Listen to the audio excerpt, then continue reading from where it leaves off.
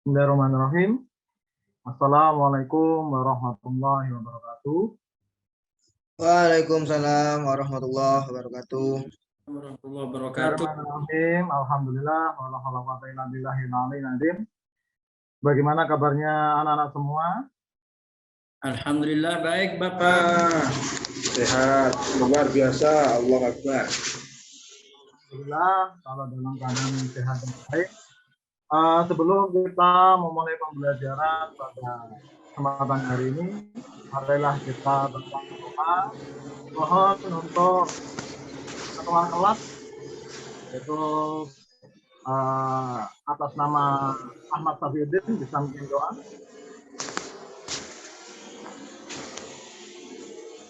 Sebelum kita mulai pelajaran pada siang hari ini, marilah kita berdoa bersama dengan membaca basmalah. Bismillahirrahmanirrahim. Selesai. Terima kasih. Untuk selanjutnya akan saya absen dulu. Ini yang pertama Ahmad Safiuddin sudah ada. Yang kedua Pak Saiful Hadi. Hadir ya. Yang selanjutnya Saiful Bahri. Hadir Pak. Selanjutnya Hilmi Aziz Wadi. Hadir Bapak, hadir. Faizatul Hadir Pak. selanjutnya Eka. Hadir. Alhamdulillah. Mungkin ada yang belum hadir. Ini Ibu Alwan hadir. Hadir Pak Guru. Ahmad Ifan Pak, Ahmad Ifan hadir Pak. Oh ya, Ahmad Ifan hadir juga.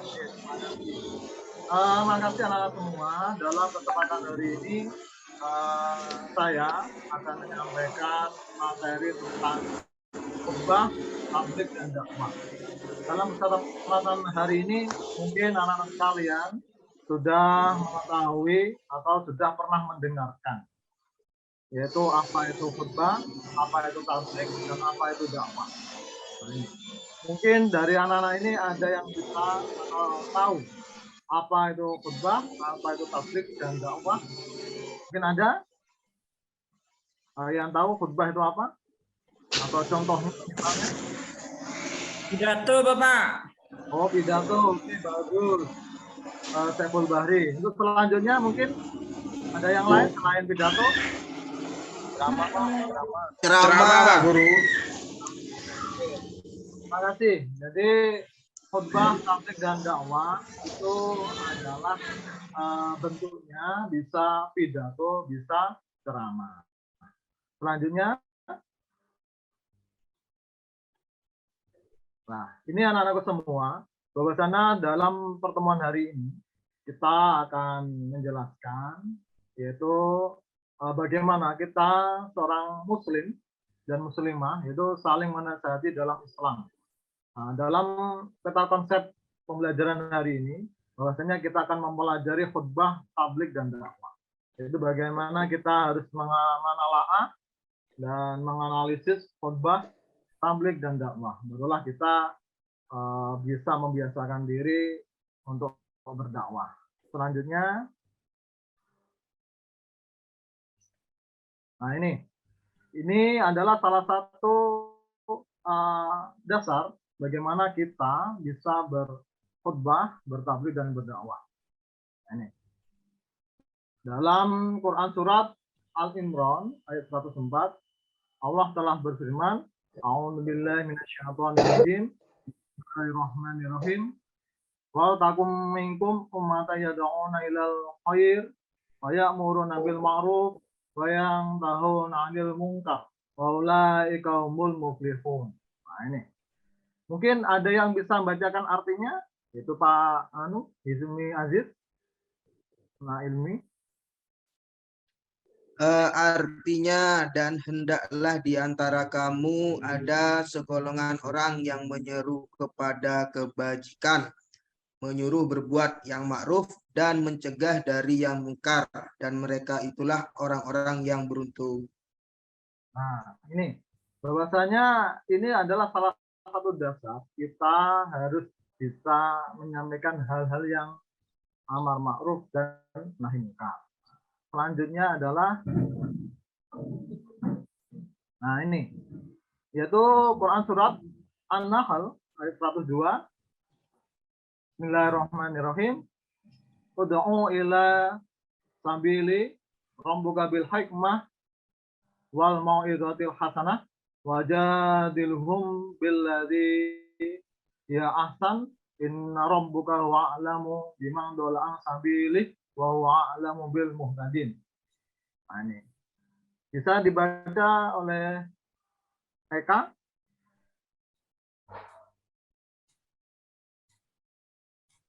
Artinya, serulah manusia kepada jalan Tuhanmu dengan hikmah dan pengajaran yang baik dan berdebatlah dengan mereka dengan cara yang baik. Sesungguhnya Tuhanmu dialah yang lebih mengetahui siapa yang sesat dari jalannya dan dialah yang lebih mengetahui siapa yang mendapat petunjuk. Terima kasih. Nah, dalam ayat ini anak-anak sekalian, bahwasannya dalam kita berbuat seruan ataupun ajakan kepada orang lain itu adalah salah satu bentuk atau petunjuk dari Allah yang patut kita beritahukan kepada teman-teman kita, saudara kita, agar supaya bisa melaksanakan kebaikan setiap harinya. Selanjutnya adalah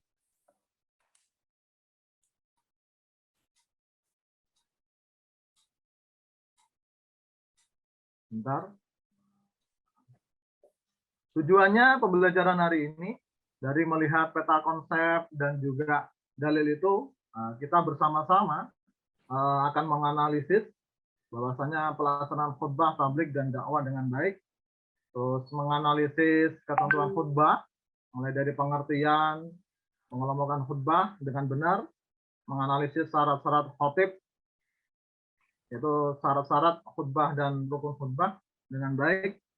Selanjutnya menganalisis adab sholat Jumat dan adab sholat Iddain atau dua Idul Fitri dan Adha dengan baik. Selanjutnya adalah menganalisis ketentuan dan tata cara tabligh dengan baik, menganalisis ketentuan dakwah, menganalisis adab dalam berdakwah, menganalisis metode Al-Quran dalam menyajikan materi dakwah. Selanjutnya menganalisis persamaan dan perbedaan khutbah dan dakwah dengan benar. Selanjutnya mempraktikkan khutbah Jumat 1 dan khutbah Jumat 2 dengan benar. Yang terakhir adalah mempresentasikan bagaimana nanti anak-anak semua bisa berkhutbah, bisa tabligh dan dakwah dengan baik. Nah ini, anak sekalian, dalam khutbah ini ada beberapa pengertian yang harus dipahami.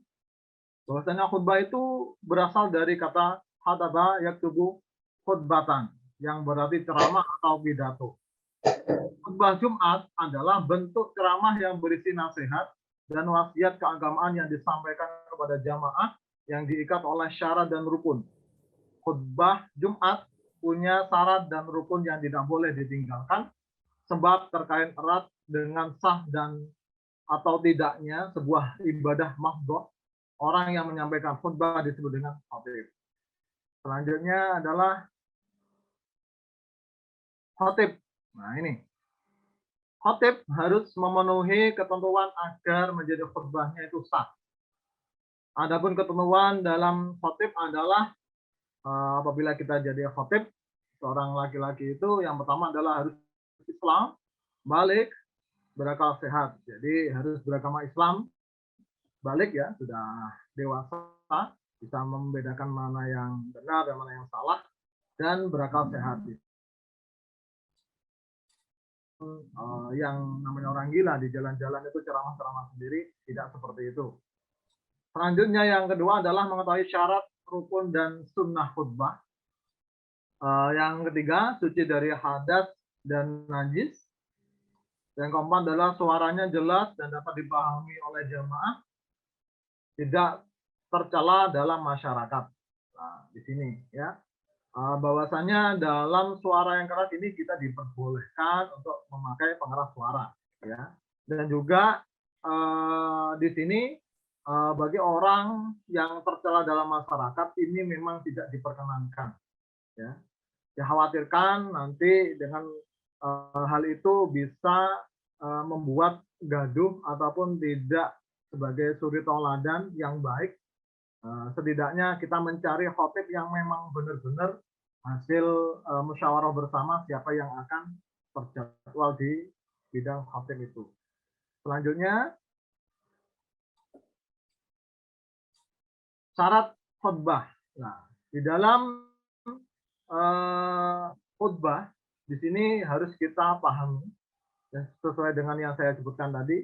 Jadi ada khutbah dalam sholat Jumat, ada sholat hari raya, dan juga sholat yang memang di situ ada khutbahnya seperti sholat gerhana, seperti itu. Yaitu apa? Yang pertama adalah dimulai sesudah masuk waktu duhur. Nah, di sini adalah kegiatan sholat Jumatnya. Jadi pada waktu kita khutbah itu harus masuk dalam waktu duhur. Yang selanjutnya adalah khatib hendaknya berdiri jika mampu. Ya, diusahakan berdiri ataupun lebih tinggi dari jamaahnya. Khatib hendaklah duduk sebentar antara khutbah pertama dan khutbah kedua. Suara khatib harus dapat didengar jamaah. Khatib harus suci dari hadas dan najis. Khatib harus menutup auratnya. Dan yang terakhir adalah tertib. Selanjutnya,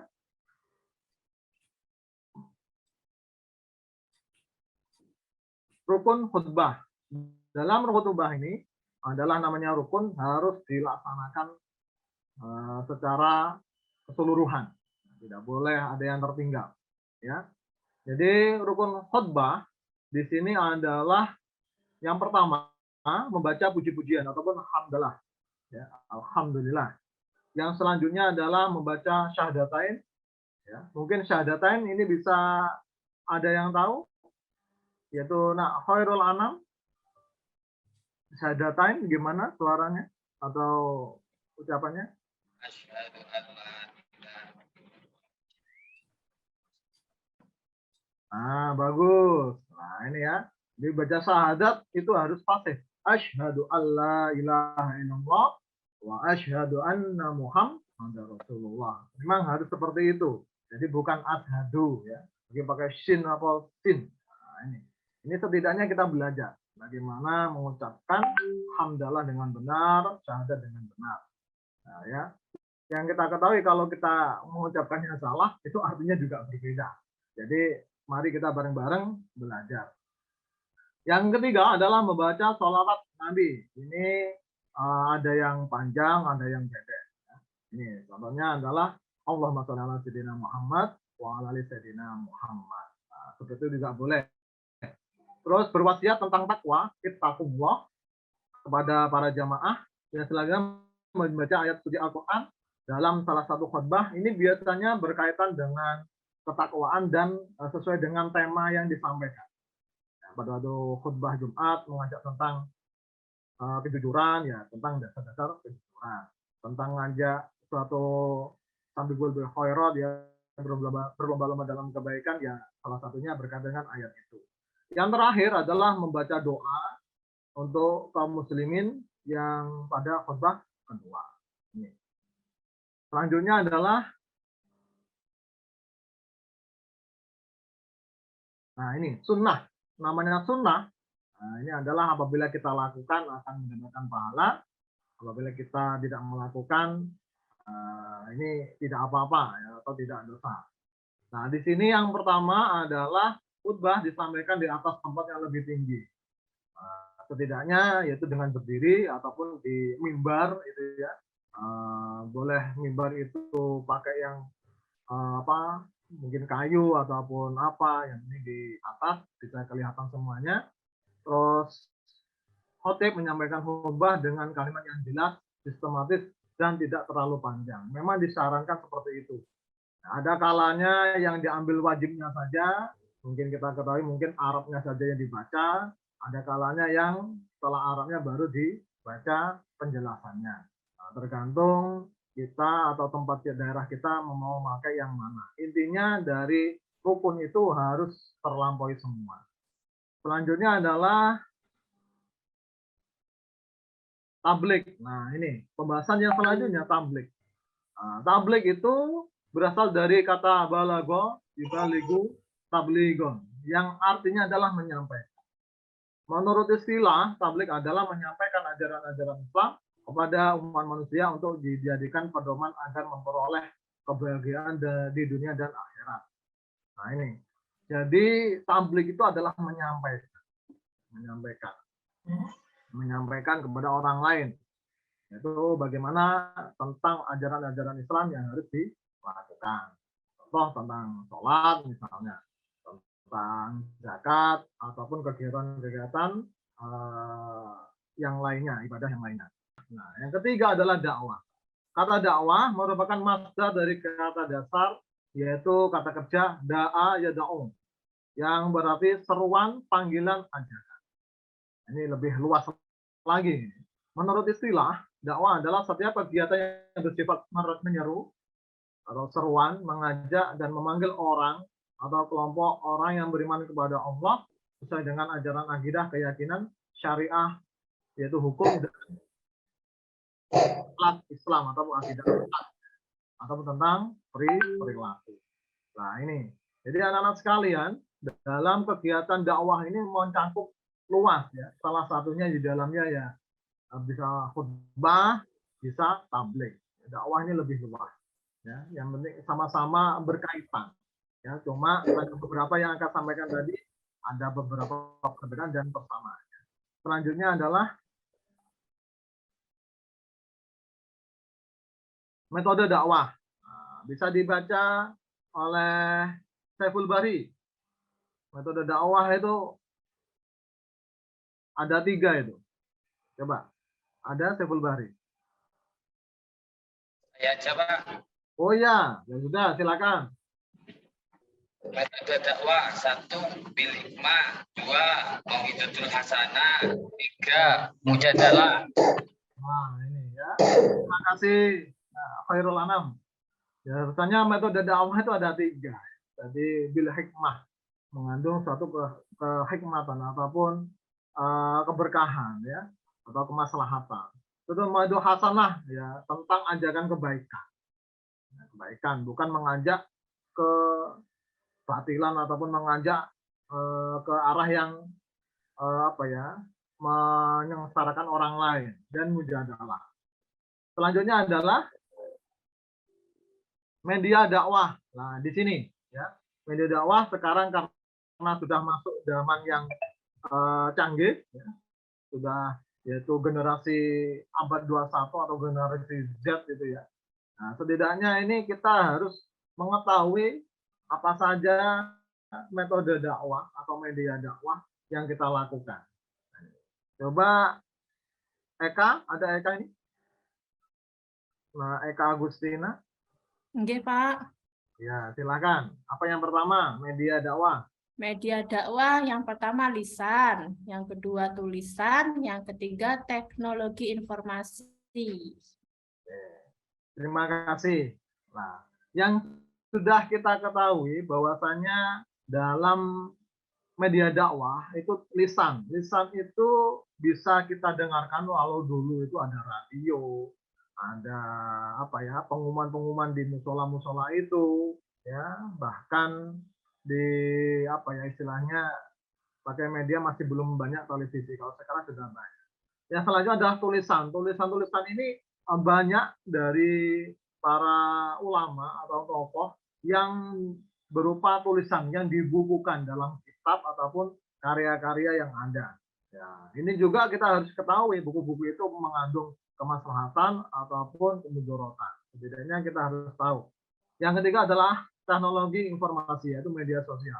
Nah, di sini ya, karena kita sudah memasuki zaman yang teknologi yang canggih, banyak dakwah dari lisan dan tulisan. Ini juga sebagai pelengkap serta dilengkapi dengan media sosial seperti YouTube yang selama ini kita tidak tahu Gus Baha itu seperti apa wajahnya, kita tahu.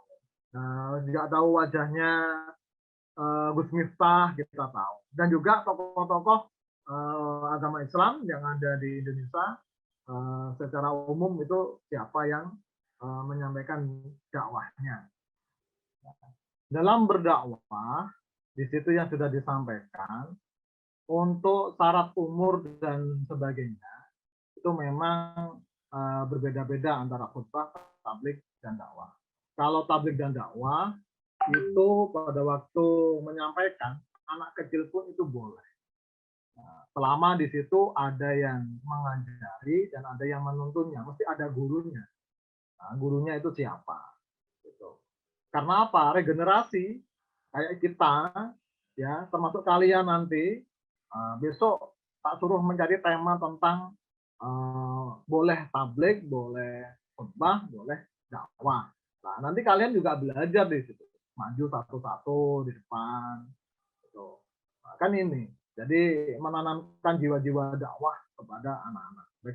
Jadi ketentuan umur ya setidaknya kita tahulah ya, kalau sudah sekolah di tingkat dasar, menengah, pertama atau SMP atau SMA, itu intinya boleh sebagai regenerasi. Tapi kalau khotbah itu memang harus harus memenuhi syarat bahwasanya di situ pasti ada musyawarah di takmir masjid, siapa yang layak untuk dijadwalkan untuk menjadi seorang khatib. Kalau dakwah sebagainya itu diperbolehkan. Bahwasanya biasanya dari anak-anak itu kan ada gurunya biasanya. Siapa yang ngajari? Apakah dari orang tuanya langsung atau dari guru ngajinya atau siapa? Nah, itu diperbolehkan. Makanya ada lomba pidato anak kecil, pidatil ataupun lomba ceramah anak-anak. Itu intinya sebagai generasi kita. Generasi para tokoh agama kita. Kalau nggak digenerasikan, mentalnya mereka akan salah dengan hal-hal yang kebatilan. Ya.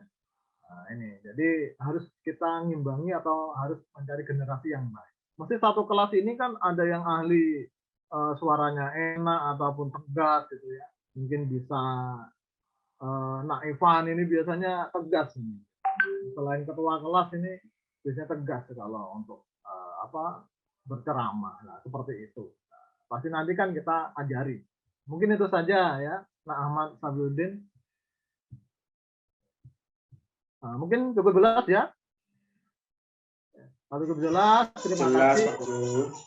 Terima kasih.